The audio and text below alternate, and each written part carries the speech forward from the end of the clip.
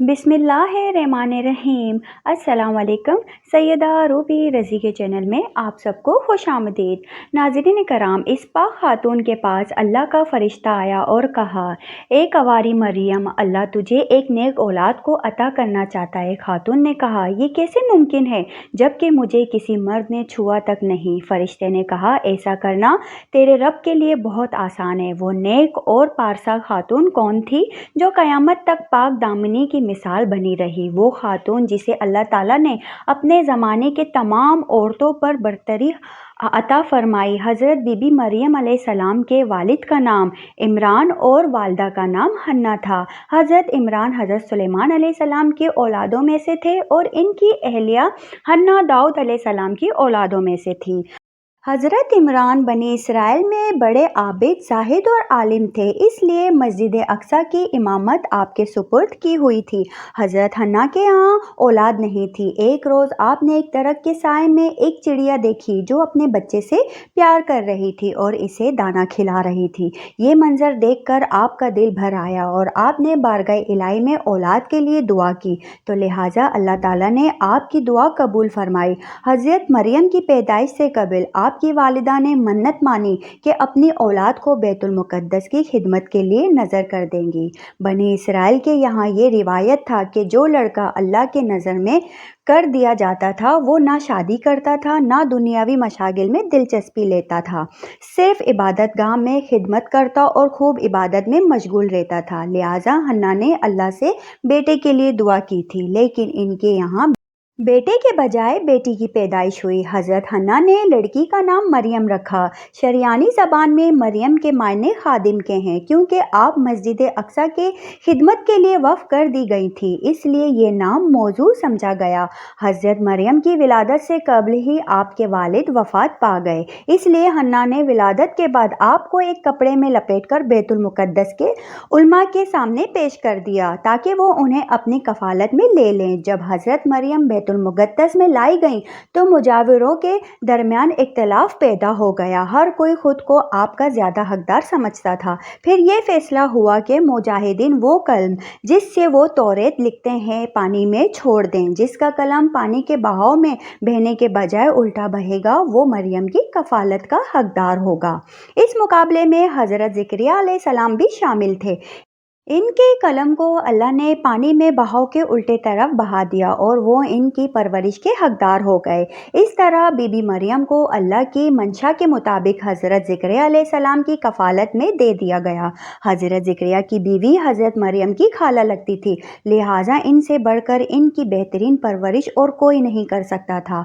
हज़रत मरियम अलैहिस्सलाम दूसरे बच्चों की बनिस्बत बहुत तेज़ी के साथ बढ़ती रही। जब आप ज़करिया अलैहिस्सलाम और अपने खाला के घर परवरिश पाकर कुछ बड़ी हुई तो बैतुल मुक़द्दस में आपके लिए एक कमरा मखसूस कर दिया गया। यहाँ ज़करिया अलैहिस्सलाम के अलावा और कोई नहीं जा सकता था। आप दिन रात अल्लाह की इबादत में मशगूल रहते। जब हज़रत ज़करिया आपके पास आते तो हैरान होते, क्योंकि आपके पास बेमौसमी फल मौजूद होते। गर्मियों के फल सर्दियों के मौसम में और सर्दियों के फल गर्मियों के मौसम में आपके हुजरे में रखे होते। जब हज़रत ज़करिया अलैहिस्सलाम बीबी मरियम से पूछते कि ये फल कहाँ से आते हैं, इन्हें कौन दे जाता है, तो बीबी मरियम फरमाती है अल्लाह के पास से। अल्लाह ताला ने बीबी मरियम को पसंदीदा और मोमना बंदी में शुमार किया था, जैसा कि सूरह अल इमरान में इरशाद हुआ। और जब फरिश्तों ने कहा, ए मरियम, बेशक अल्लाह ने चुन लिया है तुम्हें और खूब पाक कर दिया है और पसंद किया है तुम्हें सारे जहां की औरतों से। ए मरियम, खुलूस से इबादत करती रहो अपने रब की और सजदा और रुकू करने वालों के साथ। बीबी मरियम जिस मकसद के लिए चुनी गई थी वो अभी बाकी था। आप दिन रात अल्लाह रब्बुल इज़्ज़त की इबादत और रियाजत में मशगूल रहती, यहाँ तक कि बनी इसराइल में ये मशहूर हो गया कि बीबी मरियम नहायत ही इबादत गुजार पाकीज़ा खातून है और लोग आपका बहुत इज़्ज़त व एहतराम करने लगे। फिर वो वक्त आया जब जिब्राइल अलैहिस्सलाम हज़रत मरियम के पास तशरीफ़ लाए। बीबी मरियम एक गैर मर्द को अपने हुजरे में देखकर परेशान हो गई। हज़रत जिब्राइल جبرائیل آپ کے پاس انسانی شکل میں تشریف لائے تھے۔ حضرت مریم آپ کو دیکھ کر بولی، اگر تو کوئی خدا ترس انسان ہے تو تجھ سے خدائے رحمان کی پناہ مانگتی ہوں۔ حضرت جبرائیل آپ کو تسلی دیتے ہوئے اور پیغام الہی سے باخبر کرتے ہوئے فرماتے ہیں، میں تو تیرے رب کا فرض داتا ہوں اور اس لیے بھیجا گیا ہوں کہ تجھے ایک پاکیزہ لڑکا دوں۔ کنواری مریم حیران ہو کر فرماتی ہیں، میرے یہاں لڑکا کیسے ہوگا جبکہ مجھے کسی آدمی نے چھوا تک نہیں اور نہ میں کوئی بدکار عورت ہوں۔ حضرت جبرائیل علیہ السلام نے کہا، ایسا ہی ہوگا، تیرا رب فرماتا ہے کہ ایسا کرنا میرے لیے بہت آسان ہے اور ہم ایسا اس لیے کریں گے کہ اس لڑکے کو لوگوں کے لیے ایک نشانی بنائیں اور اپنی طرف سے ایک رحمت، اور یہ کام ہو کر رہنا ہے۔ حضرت جبرائیل علیہ السلام نے بی بی مریم کے گریبان میں پھونک مار دی جس سے آپ کا حمل ٹھہر گیا۔ جب حضرت مریم حاملہ ہوئی تو یہ خبر بنی اسرائیل میں عام ہو گئی کہ حضرت مریم حاملہ ہو گئی ہیں۔ اس پر بہت سے لوگوں نے زکریا علیہ السلام کے گھر آنا جانا بند کر دیا اور آپ پر الزام بہتان لگانے لگے۔ حضرت مریم بیت المقدس سے نکل گئیں اور دور ایک مقام پر جا کر ٹھہری۔ آپ اس مقام پر تنہا رہ رہی تھیں کہ ایک دن آپ کو درد ذیل شروع ہو گیا۔ آپ نے ایک درخت کا سہارا لیا اور تنے کو پکڑ کر نیچے بیٹھ گئیں۔ آپ جس درخت کے پاس بیٹھی تھی وہ ایک خوش درخت تھا۔ جب آپ اس درخت کو ہلاتی تو معجزے سے وہ درخت سرسبز ہو کر پھل دیتا تھا۔ حضرت مریم درد سے بے چین تھی، بدنامی کا خیال تھا۔ آخر گھبرا کر کہنے لگی کہ کاش میں پہلے مر گئی ہوتی اور بھولی بسی ہو گئی ہوتی۔ اس مشکل وقت میں اللہ نے حضرت مریم کے قدموں کے قریب ایک نہر جاری کر دیا اور ندا آئی کہ پانی پیو اور کھجور کھاؤ تاکہ جسم کو تقویت پہنچے، پھر اپنی اولاد کو دیکھ کر آنکھوں کو ٹھنڈک پہنچاؤ۔ اسی عالم میں حضرت عیسیٰ علیہ السلام کی پیدائش ہو گئی۔ آپ اپنے بیٹے کو لے کر قوم کے پاس آئی۔ قوم کے لوگ آپ کے گود میں بچہ دیکھ کر غضبناک ہو گئے اور الزام لگانا شروع کر دیا۔ ہر طرف سے لوگ طعنہ دے رہے تھے۔